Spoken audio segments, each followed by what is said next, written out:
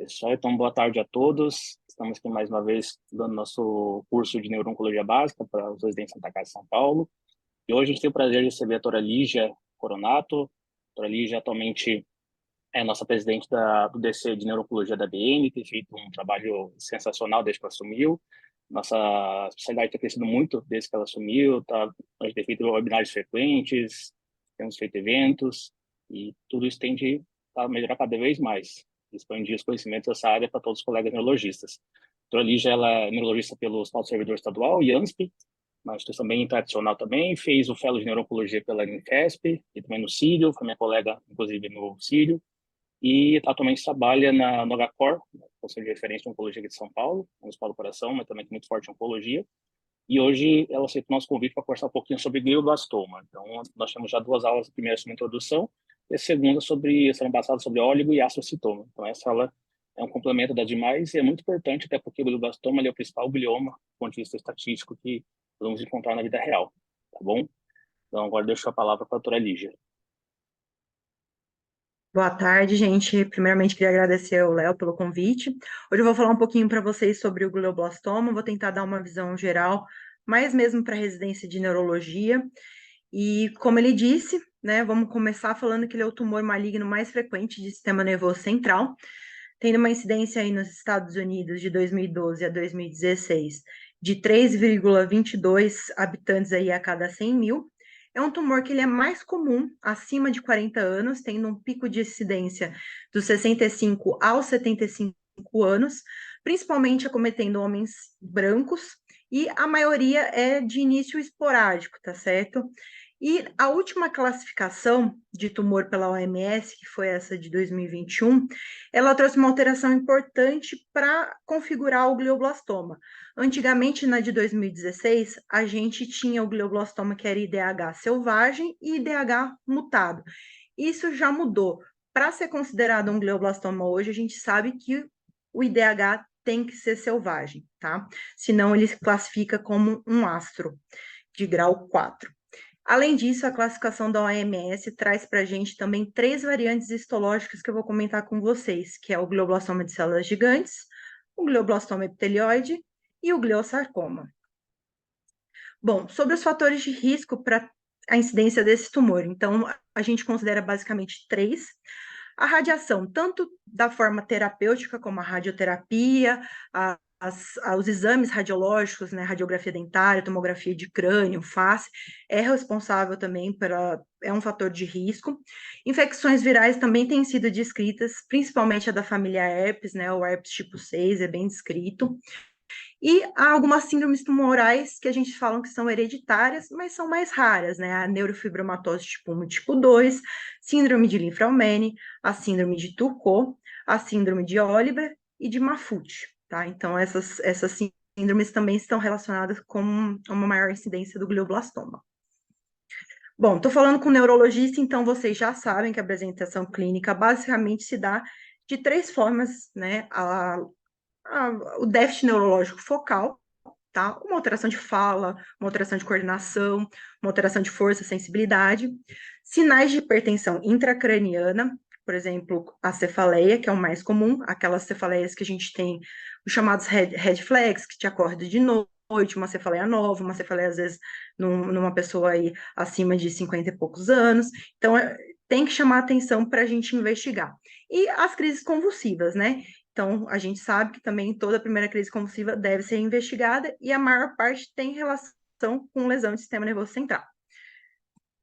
Bom, chega um paciente para a gente, só para a gente introduzir aí como nós vamos fazer o processo do diagnóstico, né?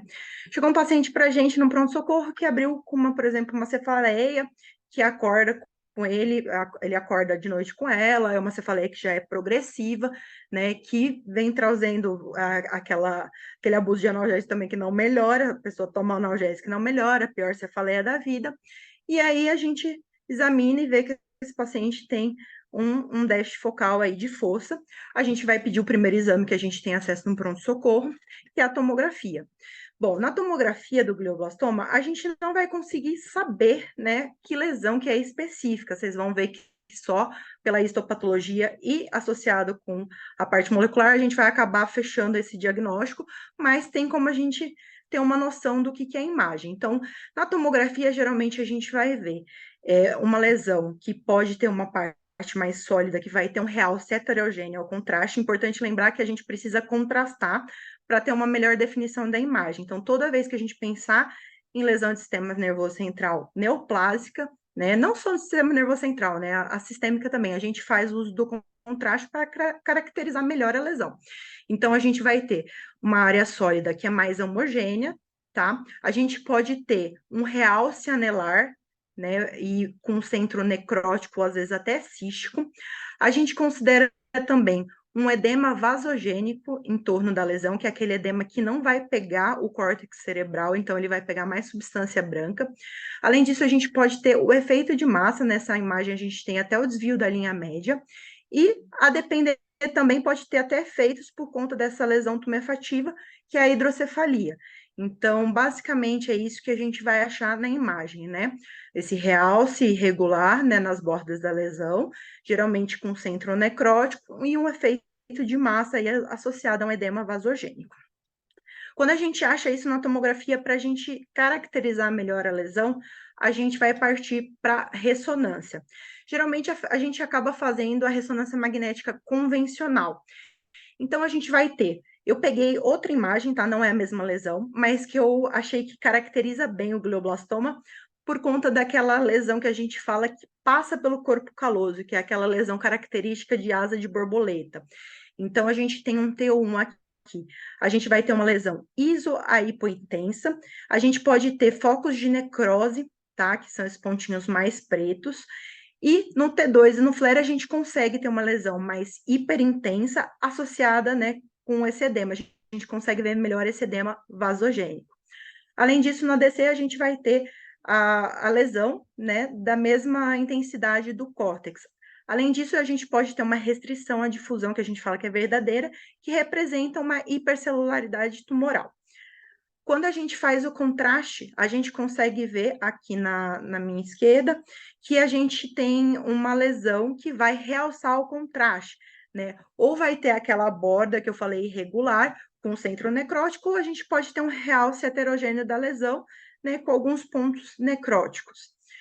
Bom, mas mesmo assim a gente consegue ter uma ideia do que é a lesão, mas a gente acaba lançando mão na neuro-oncologia de sequências avançadas da ressonância, que são a espectroscopia e a perfusão. Eu vou falar um pouquinho delas para vocês. Bom, a perfusão nada mais é do que a avaliação da parte vascular. Então, a gente fala que tumores que têm uma perfusão aumentada, uma perfusão quente, eles tendem a ter uma maior agressividade. Então, aqui a gente já consegue ver bem, onde a gente tem o realce ao contraste, a gente vai ter a perfusão aumentada. A gente consegue ver que a cor, a gente tem dois pontos ali, o número 5 e o número 6. O número 6 está no parênquima normal e o número 5 está na lesão. Então, a gente consegue ver que tem diferença do parênquima normal para lesão. Isso classifica uma perfusão quente. Mas muito além da imagem e da cor que a gente vai ver que é diferente, a gente tem que analisar a curva. Então, a gente tem, por exemplo, a 6, que é o parênquima normal, o contraste ele vai penetrar e aí ele vai voltar à linha de base, ele vai conseguir ser excretado normalmente.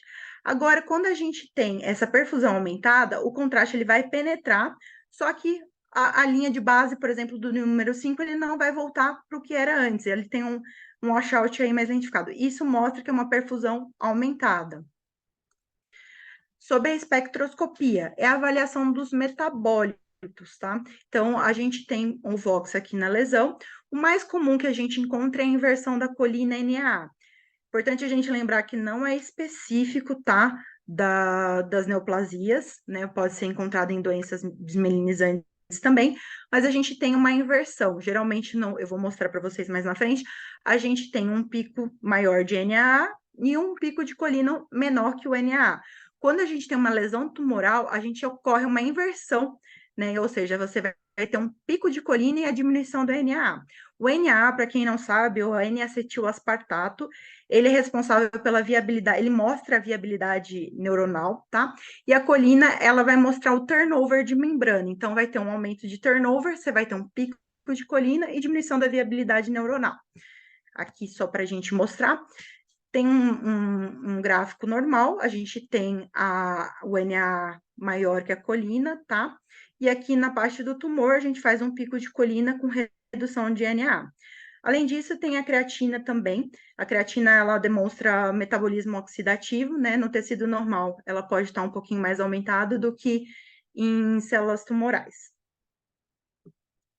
Bom, mas mesmo assim, a gente faz a imagem, a gente pensa que pode ser um glioblastoma, mas não vai fechar o diagnóstico. Muitas vezes a gente vai precisar biopsiar para ter a histopatologia dessa lesão. Então, o que a gente precisa para mostrar, né, um tumor de alto grau? Então, a gente precisa ter uma alta proliferação celular, então vai ter que ter bastante mitoses atípicas, tá? Aquelas células com núcleo cromado, vai ter que ter a necrose e a proliferação microvascular. São esses três, né, fatores das mitoses atípicas elevadas, da necrose e da proliferação microvascular que vai caracterizar um tumor de maior grau. Uma característica muito frequente do glioblastoma, que às vezes até cai em prova, né, é a necrose, que é circundada por uma área hipercelular chamada pseudopalissada, tá? Então, essa é uma imagem bem característica. E outra característica da proliferação microvascular nessa lâmina são os vasos que vão ter uma proliferação do endotélio vascular, formando lesões que lembram até glomérulos renais, né? Que daí forma esse aspecto de pseudoglomérulos que eles falam. Então, essa é a característica do glioblastoma. Aqui nessa imagem, só para mostrar a diferença da celularidade num córtex cerebral normal e de um glioblastoma. Então, você tem o glioblastoma é muito mais hipercelular, tá? A proliferação microvascular aqui embaixo. E mesmo com a histopatologia, a gente ainda precisa complementar o exame, tá? Então, a gente acaba fazendo a imunohistoquímica para fechar esse diagnóstico. Então, a gente acaba fazendo a coloração para GFAP. GFAP, para quem não sabe, é um marcador de astrócito, então ela vai vir positiva, tá? A vimentina é outro marcador que a gente faz, que é um marcador de células mesenquimais, que também vem positivo de forma variável, a depender do tipo de tumor. A proteína S100, ela representa a marcação de células gliais, então ela vem positiva também. O KI67, para quem não sabe, ele é um marcador de proliferação celular, então ele vem positivo e geralmente, por ser um tumor de alto grau, ele vem em títulos altos, assim como o CD34, que é um marcador também de proliferação microvascular. Então, ele vem positivo e geralmente também em altos títulos. E o NSE, que é a enolase neurônio específica, que ela basicamente marca a célula neural, também acaba vindo positiva. Bom, isso vai auxiliar no nosso diagnóstico, mas que nem eu falei, tem uma outra marcação que, além de tudo isso que a gente viu, vai ajudar a fechar o diagnóstico, que é a coloração do IDH, tá? Então, a gente vai ter que pesquisar esse IDH, e nos glioblastomas, essa marcação ela vai ser negativa, tá? Porque ele é um IDH selvagem. Então, isso acaba ajudando a gente a concluir o diagnóstico. Bom, vou falar um pouquinho das variantes histológicas, tá? Aquelas três que eu falei. Basicamente, elas se diferenciam pela histologia mesmo. Você vai ter áreas muito semelhantes àquelas que eu falei já do glioblastoma, da área de necrose, tá? As mitoses atípicas, a proliferação microvascular, mas o glioblastoma de variante de células gigantes, ela vai ter uma coisa bem específica na histologia, que são as células gigantes multinucleadas. Então, você vai ter a presença dessas células grandes com vários núcleos e que vão ter vacúolos no seu interior.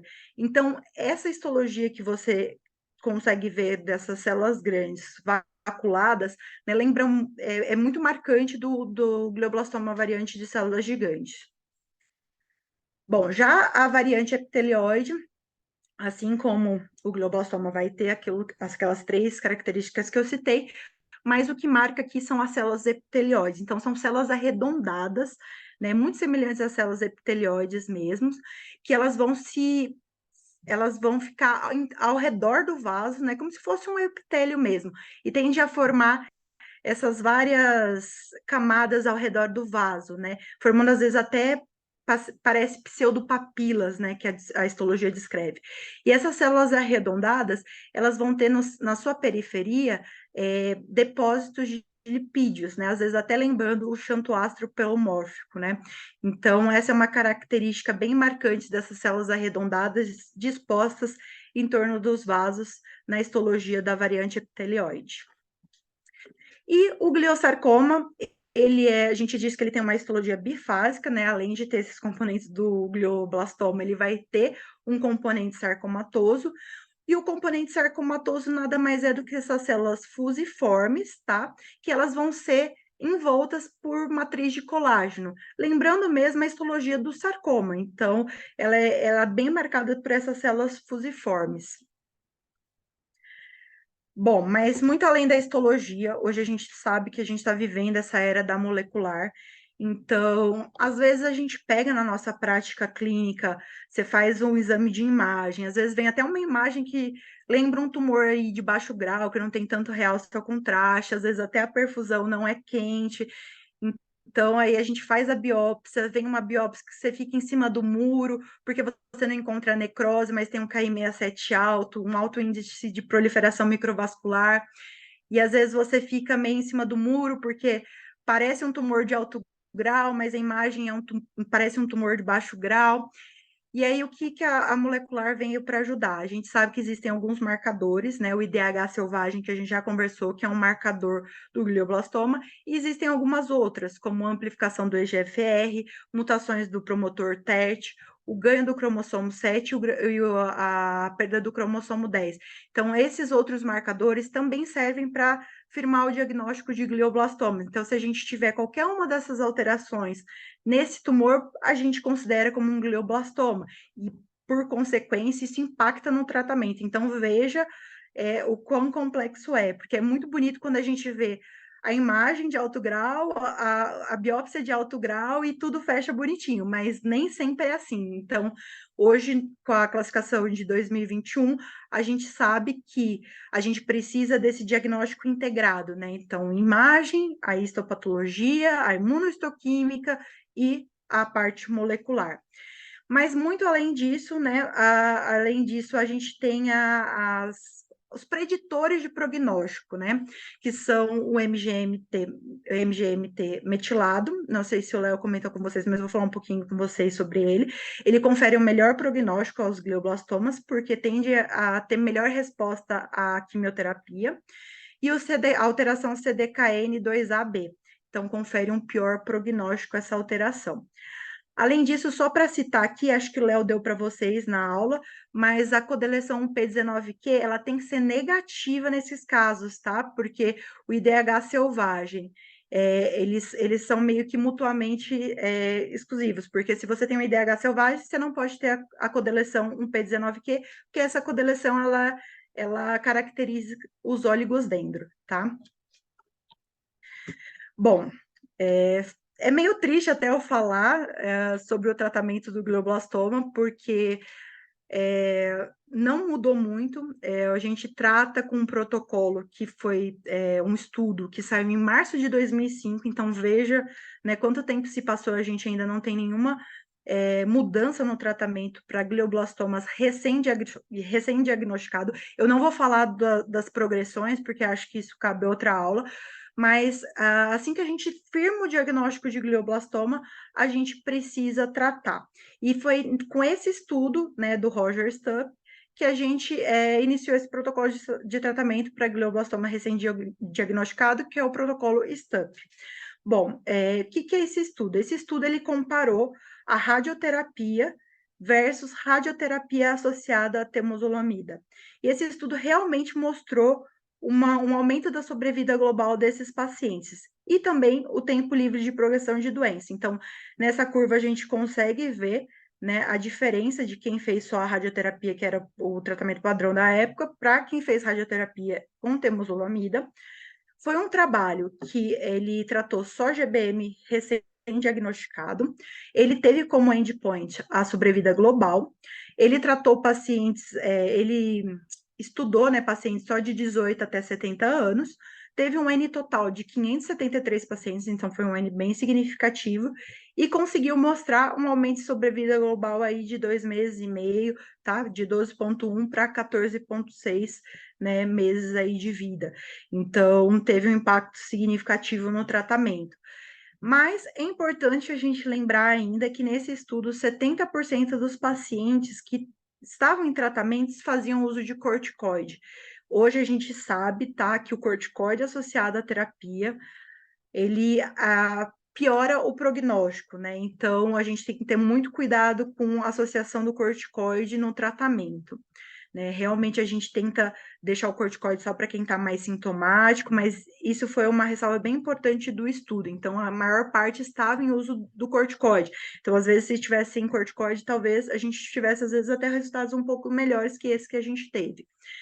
E, além disso, todos os pacientes acabaram recebendo a profilaxia para pneumocistose. Isso é importante também a gente ressaltar, porque a gente acaba usando o Bactrim, e o Bactrim é uma medicação que ela pode ter como um efeito colateral alterações hematológicas, que eu vou falar um pouquinho para vocês, que é a temozolomida, que é o tratamento padrão.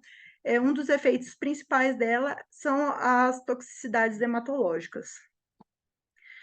Bom, para falar um pouquinho do MGMT, por que ter o MGMT metilado é um fator de melhor prognóstico? Bom, para quem não sabe, MGMT é a O6-metilguanina DNA metiltransferase. Essa enzima, ela é responsável pela reparação do DNA, né, porque que acontece? Quando a temozolomida, ela vai atuar, ela faz uma alquilação na porção O6 da guanina. Então, essa enzima MGMT, ela é responsável por desfazer essa alquilação e corrigir esse dano do DNA que a temozolomida vai causar, que é a quimioterapia. Quando a gente tem a metilação dela, ela não vai conseguir atuar, ela não vai conseguir fazer essa correção no DNA. E, por consequência, essa alquilação ela vai sinalizar uma morte celular, né? Então, ela vai dar um processo a um dano do DNA que vai gerar a apoptose.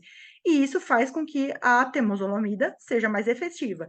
Então, quando a gente tem a diminuição da MGMT ou a metilação dela, então essa enzima ela não vai atuar direito no reparo do DNA e, por consequência, vai aumentar, vai potencializar essa função da temozolomida. Então, a quimioterapia vai conseguir ser mais eficaz. Bom, mas como que funciona o protocolo STUP? Bom, para quem não sabe, a temozolomida, ela é uma droga oral, isso é muito importante a gente saber, porque isso facilita muito o tratamento dos pacientes, né? Então, o paciente orientado, ele toma essa medicação em casa. E como que funciona? A gente opera sempre a ressecção máxima possível, sem deixar sequelas no paciente, né? Então, a gente tenta poupar essas áreas eloquentes, deixar menos sequelas possível para o paciente ter uma qualidade de vida. Então, a gente ressecando o máximo que a gente conseguir, a gente dá uma pausa de 4 semanas aí, repete uma imagem, tá? Que é o tempo para cicatrização, tá? Para a gente iniciar a radioterapia, uma fase que chama concomitância, a radioterapia associada com a temozolomida. Bom, o protocolo STUP ele é dividido em duas fases, a concomitância e a adjuvância. A concomitância, essa primeira fase, é a radioterapia associada à temozolomida. E como que ela funciona? Elas são 6 semanas, tá? A gente faz geralmente a radioterapia 5 dias da semana, geralmente de segunda a sexta, pausa sábado e domingo. E aí elas são divididas em 30 frações de 2 grays. Isso totaliza 60 grays, que é a dose de radioterapia que a gente faz para tumores de maior grau. Além disso, né, o paciente já vai estar fazendo a radioterapia e tomando a temozolomida, que é a quimioterapia oral. Nessa concomitância, a gente faz a temozolomida todos os dias, de segunda a segunda, a gente não pausa, tá? Até o dia que ele não faz rádio, a gente toma, ele faz a quimioterapia numa dose de 75 miligramas por metro de superfície corporal, tá? Nessa concomitância, é importante a gente monitorizar o paciente de perto, tá? Com hemogramas semanais, exames semanais, porque, que nem eu falei, a temozolomida, ela tem pouco efeito sintomático no paciente, eu vou até comentar com vocês mais para frente, mas ela dá muita alteração hematológica, então isso tem que ser acompanhado de perto. Dando essas 6 semanas, a gente pausa aí por mais 4 semanas. Nessa pausa, geralmente, a gente acaba repetindo a imagem para a gente ver como que tá. E aí, vamos para uma fase que chama adjuvância.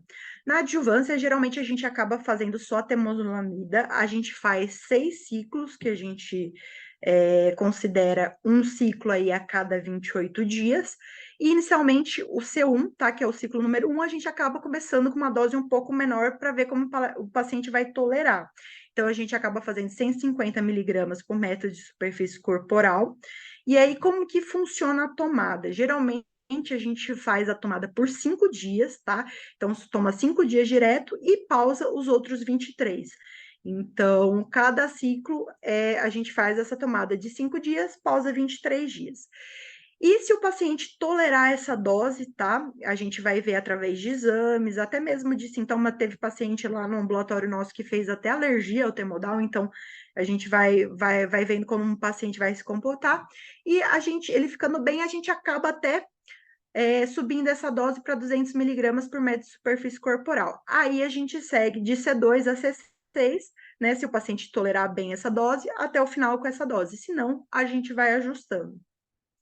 Importante a gente lembrar que a gente repete a imagem a cada 3 ciclos, tá? Então, no C3 e no C6, quando acaba, a gente acaba repetindo a ressonância, sempre fazendo perfusão e espectro, tá? Isso é importante para a gente avaliar progressão e às vezes até diferenciar com a pseudoprogressão, que acho que é algo que dá para a gente comentar em outra aula. E na fase da adjuvância, a gente faz exames 2 vezes, né? No nadir da quimioterapia, que a gente fala que é o D21 ou D22, tá? Que é o pico da quimioterapia, o pico da ação da quimioterapia. E no D1 ou no D28, que é para começar um novo ciclo. Então, aí a gente acaba acompanhando de perto. E vou falar um pouquinho para vocês, eu acho que isso é um pouco mais específico, mas acho que vale a pena a gente reforçar. Sobre o acompanhamento na concomitância com os exames semanais que eu falei, que é a primeira fase do tratamento, né? Quando que a gente vai pensar em manter essa dose? Então, a gente avalia basicamente o hemograma pelas duas séries, né? Que são os neutrófilos e as plaquetas. Se a gente tiver um neutrófilo igual ou maior que 1.500 e uma plaqueta maior ou igual a 100.000, a gente mantém a dose normal de 75 miligramas por metro de superfície corporal. Agora, se a gente tiver menos de 1.000 neutrófilos, se a gente tiver menos que 1.500 neutrófilos até 1.000, né, que seria o intermediário, ou de 75.000 a 100.000 plaquetas, a gente pensa em atrasar, né? Ou até mesmo, dependendo da intensidade, até segurar um pouquinho e ver se consegue retornar na frente. Mas a gente acaba pausando esse temodal, né, associado com a radioterapia. E se a gente tiver menos que 1.000, aí menos de 1.000 neutrófilos ou menos que 75.000 plaquetas, a gente acaba suspendendo, né, descontinuando a temozolomida, tá? Pelo risco hematológico. Já na fase da adjuvância, a gente vai fazer esses 2 exames, tá? E a gente vai pensar quando a gente faz no D1, tal, no D28, que seria o último dia de ciclo, se a gente tiver maior ou igual a 1.500 neutrófilos e maior ou igual a 100.000 plaquetas, a gente mantém a dose normalmente no próximo ciclo, tá? Então, a gente continua com a dose que o paciente tolerou bem. Agora, se a gente tiver menos que 1.500 neutrófilos ou menos que 100.000 plaquetas, a gente já pensa em atrasar o início do próximo ciclo, tá? Agora, quando a gente está no nadir da quimioterapia, no D22 ali, D21, se a gente tiver neutrófilos maior ou igual a 100.000 e plaquetas maior ou igual a 50.000, a gente pode manter a mesma dose, tá, de 100% no próximo ciclo. Agora, se a gente tiver menos que 1.000 neutrófilos ou menos que 50.000 plaquetas, a gente tem que pensar em reduzir a dose no próximo ciclo, tá? Porque teve uma toxicidade significativa. Importante a gente lembrar que a gente pode reduzir a dose até 100 miligramas por metro de superfície corporal, menos que isso não tem benefício no tratamento, tá? As hematotoxicidades que a gente fala que são graves, grau 3 e grau 4, elas são suficientes já para descontinuar o temodal. Então, eu vou reforçar aqui para vocês, quando a gente tem neutrófilos abaixo de 100 mil, já numa dose de 100 miligramas, ou uma plaqueta abaixo de 50 mil, isso já estou autorizado a suspender a temozolomida, tá? Porque foi muito, teve muita toxicidade hematológica. Além disso, a disfunção renal, né, acima de 2 vezes do valor de referência, a gente tende a diminuir também a dose da quimioterapia, do temodal. Tenta, às vezes, segurar em 100 miligramas por metro de superfície corporal. Se mesmo assim né, tiver muita toxicidade, tá, muita alteração, a gente acaba descontinuando a temozolomida. Bom, sobre a parte hepática, tá? As medidas que são usadas nos Estados Unidos são diferentes, né, que a gente acaba usando aqui, mas basicamente, tanto na concomitância quanto na adjuvância, em via de regra, o que a gente faz? Se tiver bilirrubina ou ALT, né, que é o TGP, maior que 2,5 acima do valor de referência, a gente acaba atrasando o ciclo até, né, essas enzimas hepáticas e canaculares, aí, a parte de bilirrubina, normalizar, tá? Isso normalizando, a gente consegue retornar normalmente, né? Mas essa questão de atrasar demora, eu falei de atrasar, mas quando a gente atrasa, uma semana, 2 semanas, a gente tende a repetir aí a cada 2 semanas, 15 dias, tá? Que é o tempo para a medula se recuperar, para a parte hepática se recuperar, mas tem pacientes que às vezes demandam até um pouquinho mais de tempo, então acaba atrasando um pouquinho o tratamento. Bom, essa é uma tabela bem bacana do trabalho do Stupp, né, que mostrou que na fase da concomitância, o efeito colateral mais comum hematológico foi a neutropenia, e na fase da adjuvância foi a trombocitopenia. E quando analisaram como um todo, né, a trombocitopenia foi mais frequente que a neutropenia. Mas uma coisa importante a gente lembrar que, muito além dessas duas séries que vão se alterar como efeito colateral da quimioterapia, a gente pode ter queda dos leucócitos, tá? Queda do HB, então pode ter anemia associada.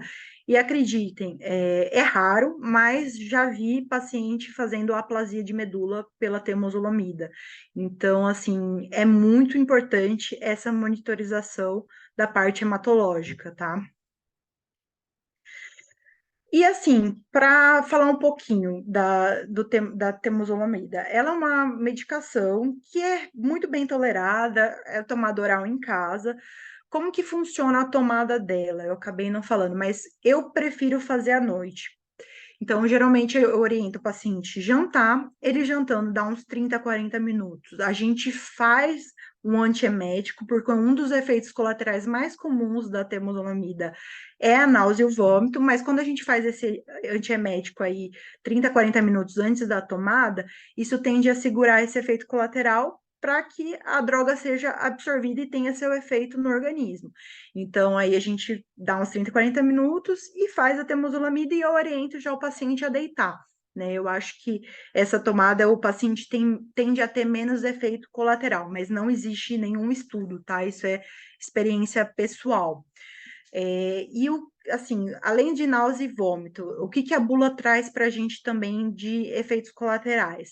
A fadiga, constipação, cefaleia, anorexia, diarreia, febre, astenia e sonolência. Eu quero só pontuar algumas coisas aqui, tá? Então, vamos lá, vamos começar pela cefaleia. Se um paciente estiver em uso do temodal e tiver com cefaleia, gente, pelo amor de Deus, antes de falar que é da temozolomida, que é da quimioterapia, descarte uma progressão, tá? Repita imagem, tá? Então, isso é muito importante, porque pode ser uma evolução tumoral. Além disso, a febre, esses pacientes que fazem febre, né, em uso da temozolomida, lembrar que eles são imunossuprimidos. Então, a febre, antes de falar que é culpa da temozolomida, tem que descartar a parte infecciosa, tá? E a sonolência, além de descartar a parte infecciosa, vale a pena descartar a parte metabólica, né? Então, eletrólitos, né? Às vezes até outras causas, né? como função tiroidiana, né, enfim. Mas sempre descartar outras causas para poder considerar que é um efeito colateral da quimioterapia. Como que a gente faz o tratamento? É basicamente sintomático. Então, a gente tem náusea e vômitos, vamos tratar com docetrona. Casos mais refratários, a gente pode fazer a olanzapina, a dexametasona. Para fadiga, sonolência, a gente pode usar alguns estimulantes, Estavigile, Ritalina, Venvance, tá? Estimular a atividade física, que isso ajuda bastante na questão da fadiga e da sonolência. Da cefaleia, a gente pode usar analgésicos, tá? Até a parte do corticoide, se o paciente às vezes estiver muito sintomático. E da parte de diarreia e constipação é mais mudança da dieta mesmo. E aí, na constipação, a gente pode usar algumas fibras, metamucil, solufibra, e na diarreia, até o tiofam para tentar ajudar um pouquinho mais na parte sintomática. Bom, gente, eu tentei ser breve, tentei falar do mais importante que eu acho que para vocês entenderem, desde o processo do diagnóstico, né, da suspeição pela imagem, do diagnóstico e da finalização com a histopatologia. Um pouquinho do tratamento, né, eu falei até um pouquinho mais da questão de monitorização e tudo, mas eu acho que é bacana vocês saberem. Espero ter sido clara, mas eu estou aberta a dúvidas aí para quem quiser, sugestões, né? Pode me perguntar. E eu termino com essa foto aqui da minha família da Unifesp, que eu tenho um carinho imenso, né? Que é a minha família da neuro-oncologia. Excelente, Lígia. Muito, muito boa mesmo. Agora, para o pessoal, se alguém tiver alguma dúvida, aproveite que ela é a pessoa certa para ajudar vocês. Tá? O pessoal é tudo sobre glioblastoma hetemodal. Eu tentei ser, assim, é um assunto pesado se a gente for aprofundar muito, mas tentei ser um pouco mais simples, mais claro possível. Eu acho, espero que todo mundo tenha entendido, né, pelo menos um geral sobre o glioblastoma, né, que eu acho muito importante, que é assim, apesar de ser raro, tumores primários, né, de sistema nervoso central, é o mais frequente, né, então, com certeza vocês ainda vão pegar algum. Vai aparecer. Professora, eu fiquei só com uma dúvida, assim, uma dúvida, na verdade, uma questão mais prática. Essa questão do corticoide, a gente acaba pegando muito na fase aguda, né? Assim, aí, por exemplo, lá na Santa Casa existe muito isso, né? O tumor acaba ficando realmente na mão da cirurgia, da neurocirurgia, e eu tenho a impressão que as doses de dexametasona que eles usam são um pouco altas demais. A senhora tem alguma coisa para assim, para orientar com relação a esse corticoide na fase aguda para esses tumores, né? Que, assim, pela imagem já parece um glioblastoma, se tem alguma coisa do tipo, ou se realmente depende do sintoma? Bem bacana a pergunta. Essa pergunta é muito importante, porque muitas vezes tem até aquele protocolo, né? Dexametasona de 4 miligramas de 6 em 6, a fenitoína, né, de 8 em 8. Então, o que que a gente faz? O uso do corticoide hoje é reservado para sintoma. A gente não trata imagem, então às vezes a gente pega aqueles tumores que, né, tem uma imagem que você fica até assustado, você quer entrar com corticoide, mas às vezes o paciente não tem sintoma. Então é importante a gente lembrar que a gente trata sintoma com corticoide, tá? A dor de cabeça, às vezes tem um edema maior aí que tá atrapalhando, tá causando uma hemiparesia, uma alteração de sensibilidade. Então, a gente tende a fazer. A gente sempre começa com uma dose baixa, tá? Dá preferência pela tomada logo após o café da manhã, que é mais fisiológico, e a gente vai tateando isso. A ideia é que fique com a menor dose de corticoide possível, até 2 vezes ao dia, mas não de 12 em 12, a gente costuma fazer pela manhã, e geralmente até 4 horas da tarde, para não atrapalhar o sono.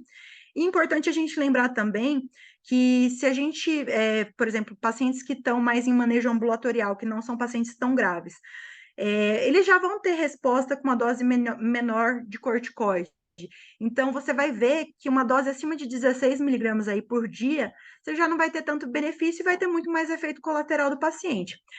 Lógico que isso difere de um cenário, por exemplo, um paciente que está comatoso por conta de uma lesão expansiva, tem efeito de massa, aí a gente acaba deixando, fazendo até uma dose de ataque, às vezes de 10 miligramas, né, da dexametasona, e deixando aí o corticoide, às vezes até de 6 em 6 de horário, 4 miligramas, né, mas é importante a gente lembrar que é sintoma, a gente não trata em imagem, então o paciente às vezes tem a cefaleia, você tem um edema que está pegando uma área mais motora, que você acha que com corticoide ele vai ter uma melhora funcional. Então, é importante ressaltar isso. Não sei se eu consegui explicar a tua dúvida. Não, perfeito, exatamente isso. Porque é justamente isso. A gente vê, às vezes, o paciente com sintoma que não topografa, a imagem é feia, e aí fica 10 miligramas de 6 em 6 horas, assim. E aí eu fiquei pensando, né, putz, agora, eu não sabia de que corticoide fazia realmente mal para a mortalidade, né? Então, Sim, mais uma coisa sim, para a isso gente ficar nesse. exato, isso atrapalha o prognóstico, tá, dos pacientes em tratamento. Lógico que às vezes vai ter um paciente que às vezes é muito sintomático, que você vai, né, tentar tratar o sintoma de outra maneira, você não vai conseguir, você vai dar um corticoide, um cheirinho de corticoide, ele vai melhorar.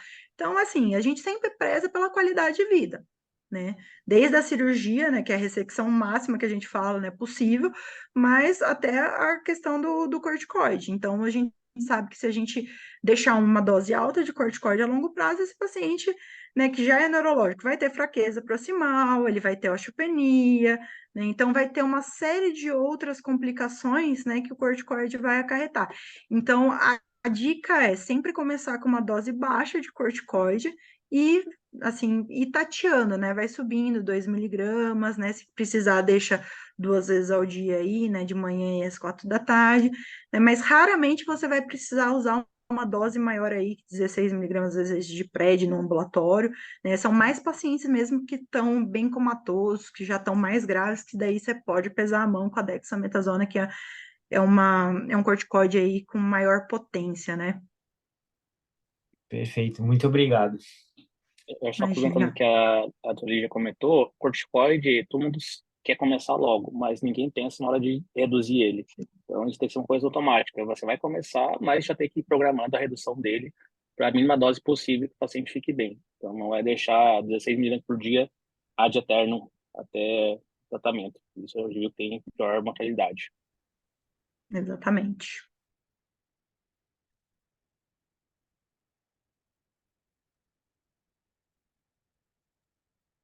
E outra coisa, meio aproveitando que o Renan comentou, que existem algumas prescrições meio que padrão, a parte de antiepiléticos também não tem evidência de profilaxia com fentoína, enfim, então se a gente teve crise ainda já começar profilático, também deixar para sempre a prescrição deles, É sabe? Isso bem não bacana. tem evidência.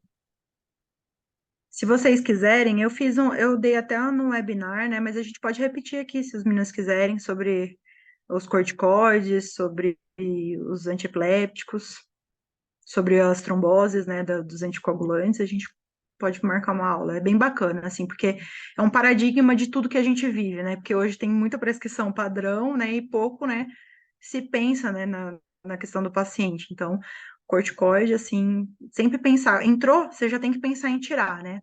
Então, o paciente estando um pouquinho melhor, já vamos reduzir dose, ver como fica.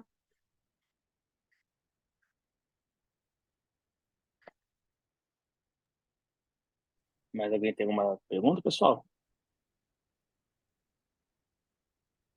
Vamos deixar essa aula também gravada no YouTube, tá bom? Para quem quiser assistir depois, quem não pôde ser hoje. E, novamente, agradeço muito a doutora Lígia pela disponibilidade, pela presença de hoje. Uma aula muito, muito interessante, fundamental, para vocês saberem, assistirem, estudarem, que vocês vão encontrar, com certeza, um glioblastoma aí no pronto-socorro, na enfermaria. E, como a gente comentou, muitas vezes os pacientes ficam um pouco abandonados, assim, porque ninguém quer assumir, neurocirurgia não tem são chamada cirúrgica, eles também não tem por que ficar acompanhando, não são especialidade também para ficar reduzindo corticoide, enfim, esse tato clínico mesmo fica com a gente mesmo, neurologia.